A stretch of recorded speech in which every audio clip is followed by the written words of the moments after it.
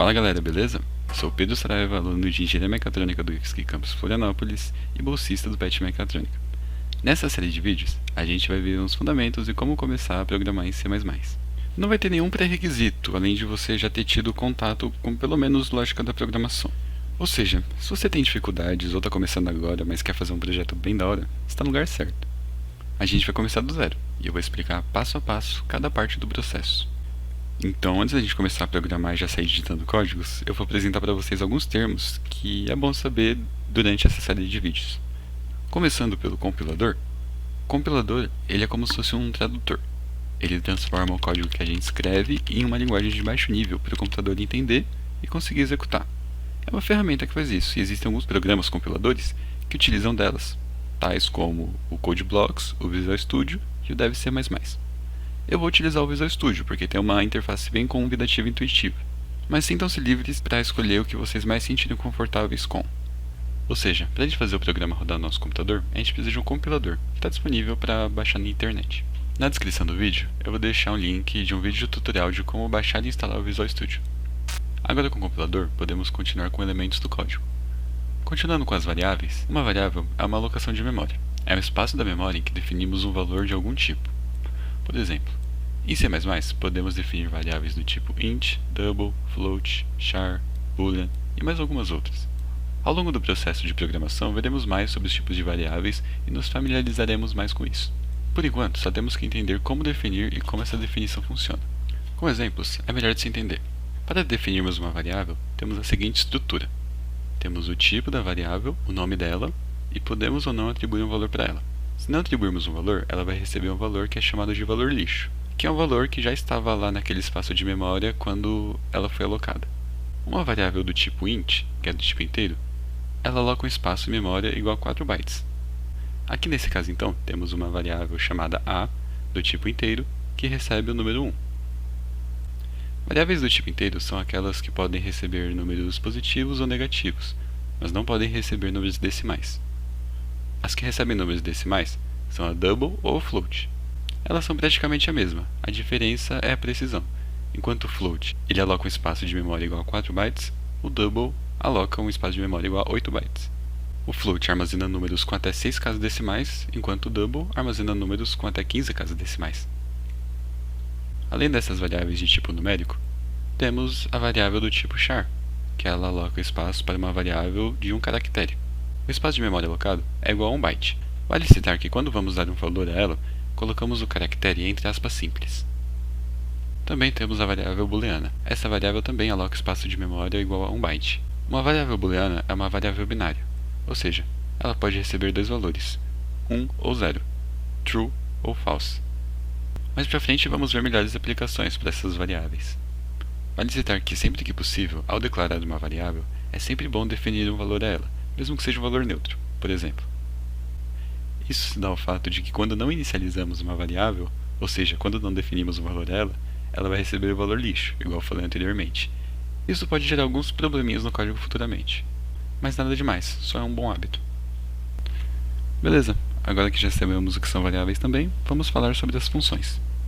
Em C++ temos as ditas funções. Uma função é um conjunto de código com finalidade de exercer alguma operação. Podemos tanto usar funções já prontas, feitas por alguém, ou nós mesmos podemos criar nossa própria função.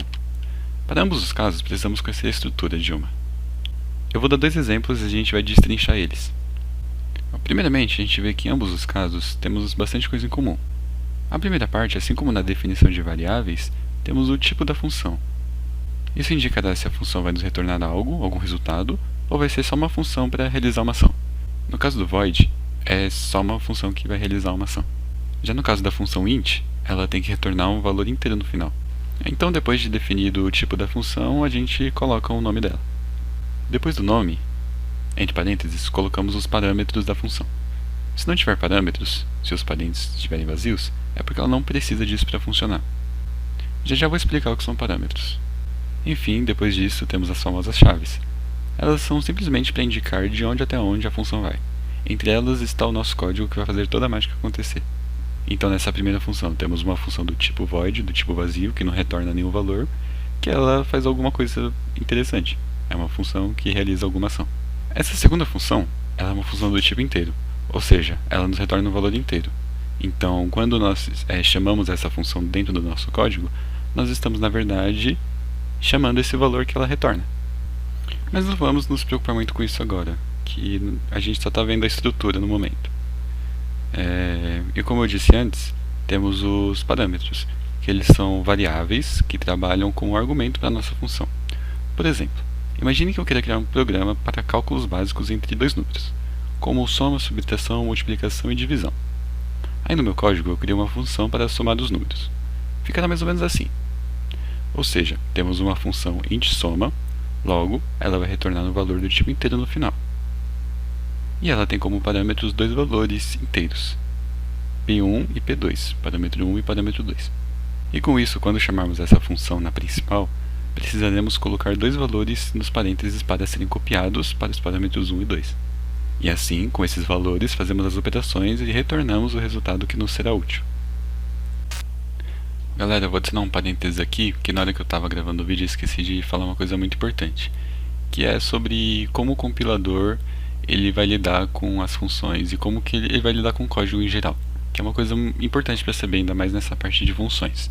Em todo o código de C++, a gente vai precisar ter uma função do tipo inteiro chamada main, que ela é a nossa função principal, é onde ela vai ser a base do nosso código.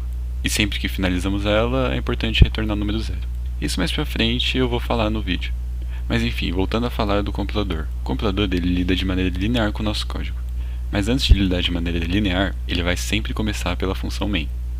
Ou seja, ele vai analisando linha por linha e executando linha por linha. Aqui no nosso caso, ele começaria pela nossa int main, analisaria o código principal e continuaria para a função 2. Então, no nosso caso, a ordem de execução seria a função 2, depois a função 3 e, por último, a função 1. Apenas a definição, que seria nós definimos primeiro a função 1, depois a função 2 e depois a função 3. Mas a execução dessas funções será dado pelo que está na main. E acho que é mais ou menos isso. Você só precisa entender que o nosso compilador ele vai analisar nosso código de maneira linear. Isso facilita muito no entendimento e na execução do nosso programa. Não precisa se preocupar se você não entendeu algumas coisas por agora. Nosso próximo passo aqui vai ser entender como a gente deve estruturar o nosso código. E aí a gente vai criar nosso primeiro código em C++ e depois vamos recriar esse aqui na tela. E daí já estaremos aptos para continuar a nossa série de Aprendendo C++. Para a gente entender como a gente deve estruturar nosso código, vamos abrir aqui o Visual Studio, ele começa nessa tela e a gente começa um novo projeto. Nosso projeto ele vai ser um console app. Você pode pesquisar aqui em cima também se você não estiver achando. Agora a gente dá um nome para ele e criamos nosso primeiro projeto. Beleza, ele vai começar com esse monte de comentário e informação, mas a gente vai pagar tudo que a gente vai fazer do zero. Então vamos lá. Primeiramente, a gente precisa incluir uma biblioteca. A gente começa com o hashtag include o nome da nossa biblioteca. Isso aqui vai servir por quê? A gente quer indicar para o compilador qual a biblioteca que a gente vai usar no nosso programa. A biblioteca é um conjunto de funções já feitas por alguém, igual eu falei anteriormente. Alguém criou algumas funções em C++ e a gente vai usar dessas funções que alguém criou para fazer nosso código. O nome da nossa biblioteca ela se chama IOStream. Ela é uma biblioteca padrão do C++. Nela estão funções de entrada e saída de informação, de in, out, por isso que é I/O, de in e out. Beleza, agora que nós já temos nossa biblioteca, vamos criar nossa função principal. Como já vimos, para criar nossa função principal, nós vamos criar uma função int main e colocar os parâmetros vazios. E aí abrimos e fechamos chaves. Ok, agora podemos colocar o restante do nosso código. Continuando aqui por convenção, nós retornaremos 0 para indicar que o código foi finalizado. Aqui, se a gente rodar isso aqui, não vai acontecer nada, porque não tem nada. Se a gente compilar isso aqui, o compilador vai ver que está tudo certo, mas não vai acontecer nada. Clicamos aqui para compilar, e aqui embaixo ele fala compilado e deu tudo certo. Rodou o console e já finalizou o aplicativo e retornou 0. Isso aqui porque eu não estou falando para o computador fazer nada. Eu só iniciei a função principal e finalizei ela retornando 0. Agora basicamente nós temos nossa estrutura de código montada e aí é só inserir o resto. Para não perder a magia do clichê, em nosso primeiro código a gente vai printar uma frase no console que eu acabei de mostrar para vocês. Para isso a gente vai usar uma função chamada cout. Vamos utilizar dela porque ela está inclusa na nossa biblioteca IOStream. Então teremos aqui IOStream cout. Essas duas setinhas aqui é um comando da função. E daí tudo que a gente quer printar na tela, a gente coloca entre aspas. A gente abre e fecha aspas e vamos escrever nosso famoso Hello World. Colocamos mais duas setinhas aqui para indicar que nosso texto já finalizou, fechamos a aspa. E vamos escrever um comando chamado endl. Ponto e vírgula para finalizar nossa linha de código. E o endl ele vai servir para finalizar a nossa linha de texto, que aparece lá no console. Aqui, nosso programa está indicando um erro. Por quê? Porque em C++ a gente tem que indicar uma coisa chamada namespace. A gente tem que indicar qual namespace a gente está usando. O namespace ele tem uma função de organização. Pode-se dizer que é uma ferramenta que organiza bibliotecas. Vamos pensar que as bibliotecas estão definidas em algum lugar. Esse lugar é o namespace. No nosso caso, a gente tem o namespace std, que é o namespace standard, que é ele que nós vamos usar, que é nele que está incluída a biblioteca IOStream. Então a gente coloca que nós estamos usando, using, o namespace chamado std. Finalizamos com ponto e vírgula. Então agora nosso compilador parou de dar erro e temos, acho que, nosso código pronto. Vamos analisar aqui. A gente tem, primeiro, incluindo nossa biblioteca de entrada e saída, que é dela que está vindo essa função de cout. Para indicar o espaço que estamos usando, a gente usa o using namespace e o nome do espaço, que no nosso caso é o standard. Aqui temos agora a nossa função principal, que chamamos a função de printar na tela, o texto que nós queremos printar na tela, indicando que estamos finalizando a linha. E por fim, retornamos zeros para indicar que nosso código chegou ao fim. Agora, se executarmos isso, deverá dar tudo certo. E voilá! Temos aqui nosso primeiro código, Hello World. E finalizou dando zero, tudo certo, beautiful. Agora que nós já conseguimos criar nosso primeiro código, a gente pode desbravar esse mundo um pouco a mais e recriar aquele código de soma que eu mostrei lá atrás. Então, usando essa mesma estrutura, vamos lá, vamos continuar aqui. Vamos apagar essa linha aqui que a gente está printando o texto na tela. E então vamos pensar. A gente vai utilizar dois números e a gente quer apresentar a soma entre eles. Então, primeiramente, já que a gente vai utilizar dois números, então vamos definir duas variáveis, uma para cada número. Uma variável n1 e uma variável n2. Uma variável n2. Ok. Além disso, a gente vai precisar também de uma outra variável do tipo inteiro, chamada resultado, que é ela que vai guardar o resultado entre a soma de n1 e n2. Então vamos lá. Depois de definir as nossas variáveis, vale citar, aqui elas vão receber valor lixo, mas como eu vou pedir para o usuário inserir valores nelas logo agora, então não preciso inicializar elas. Então vamos lá. Vou digitar aqui o cout de novo para printar na tela. Digite o primeiro número e finaliza a linha. Agora o usuário vai digitar o primeiro número. Só que como eu faço para o programa entender que o número que o usuário está digitando é o número que eu vou usar? Por isso que eu tenho a outra função chamada cin, que agora essa função ela vai pegar o que o usuário digitar e vai ler. Então eu vou ler e vou aplicar o que o usuário digitou em n1. Ok, agora eu tenho o primeiro número guardadinho. Então eu escrevo, vamos agora pegar o segundo número. Beleza, finalizo a linha. Ops, digitei errado aqui, ó. Agora sim. E vamos pegar o N de 2. Agora eu tenho o primeiro número que o usuário digitou e o programa pegou, com 100, e o segundo número que o usuário digitou e o programa pegou, com 100 aqui de novo, o N1 e o N2.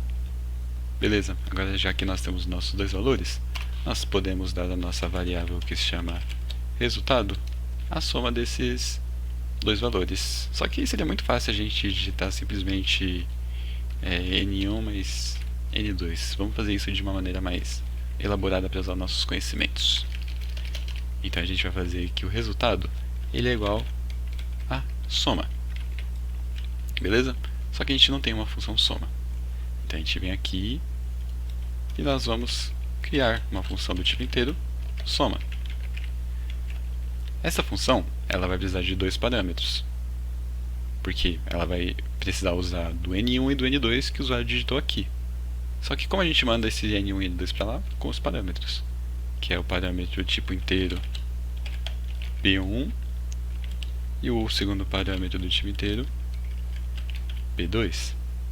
Eu coloquei um ponto e vírgula aqui, não é ponto e vírgula, hein? É abre, fecha chaves, que é uma função. E beleza, aqui a gente vai usar o N1 e o N2 para ser o parâmetro 1 e o parâmetro 2. N1 e N2. Perfeito. Agora ele está chamando a função soma, que não tem nada dentro. A função soma, ela vai retornar x. A gente define aqui int x. Então a gente tem um x e ele vai retornar x. E esse x, ele vai ser igual ao parâmetro 1 mais o parâmetro 2. Beleza. Então agora aqui a gente já tem basicamente nosso código pronto. A gente só precisa agora mostrar o resultado para o usuário, porque aqui ele só está falando para digitar o número 1, número 2. Ele faz a soma e guarda a soma, não está mostrando a soma. Então, a gente volta aqui na nossa principal e vamos colocar cout. Vamos digitar o resultado da soma desses dois números é. Vamos finalizar aqui o texto e vamos digitar o resultado. Resultado, finaliza a linha e pronto. Agora aqui devia estar tudo dentro dos conformes. Vamos botar para rodar.